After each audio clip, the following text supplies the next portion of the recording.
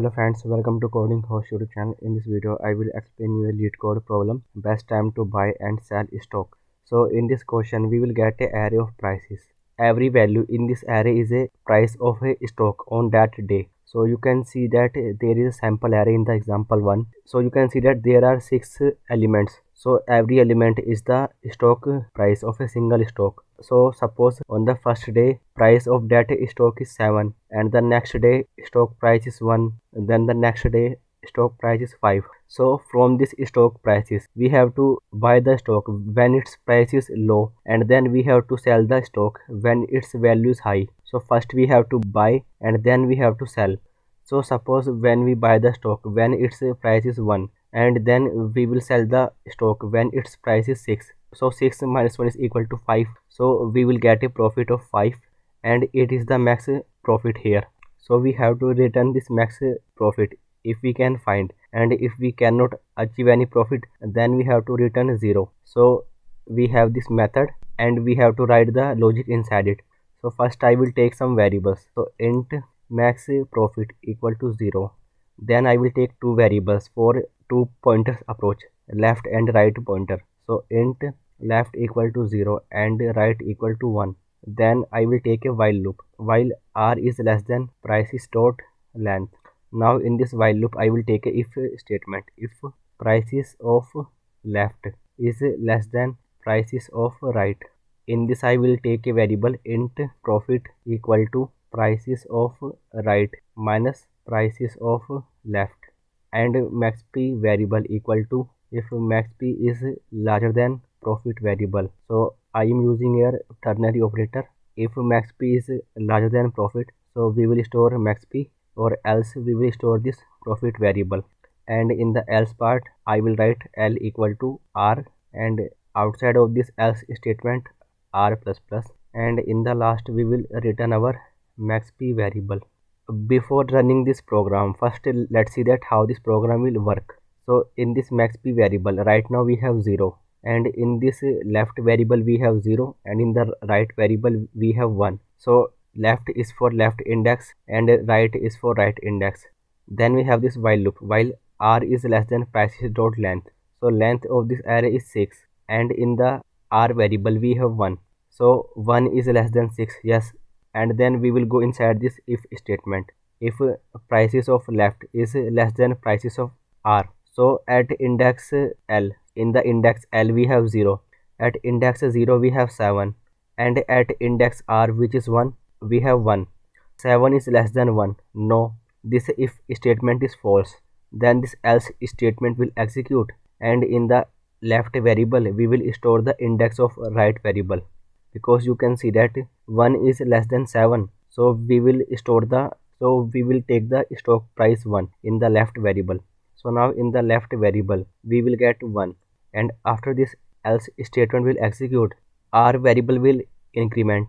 So then this r variable will become 2.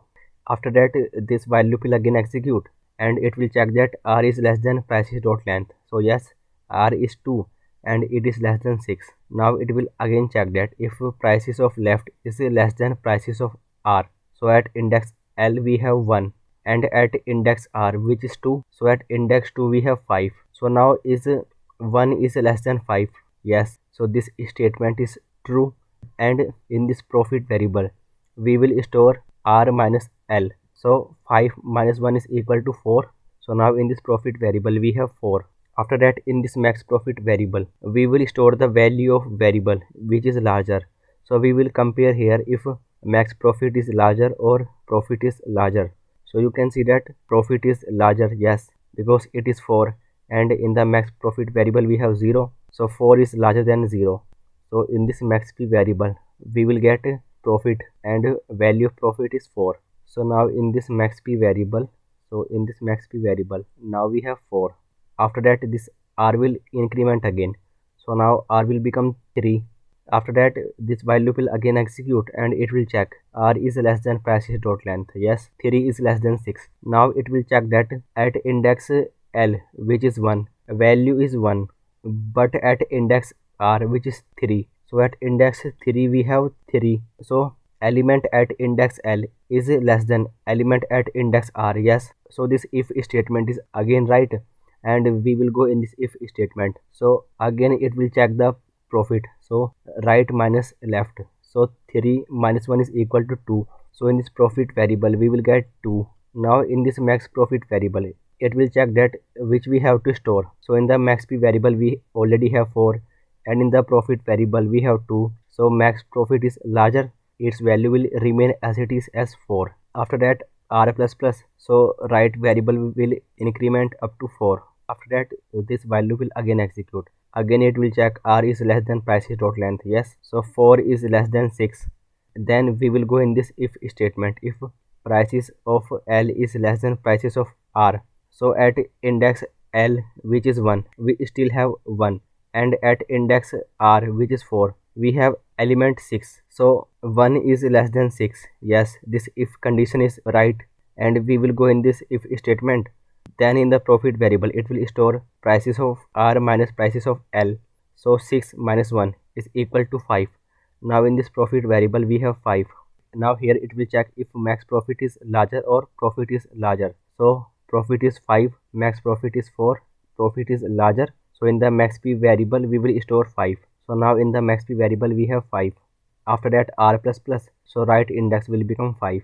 Again this while loop will execute. It will check that r is less than prices dot length. Yes, r is 5 and it is less than 6. Then in this if statement it will again check that prices of L is less than prices of R. So yes, at index L we still have 1, but at index R, which is 5, element is 4. So 1 is less than 4. Yes, again it will calculate the profit. So 4 minus 1 is equal to 3. So now in the profit variable we will get 3. Now after that it will again check that max profit is larger or profit is larger. So max profit is still larger, it is 5. Its value will remain as it is as 5. After that r plus plus, so right index will become 6.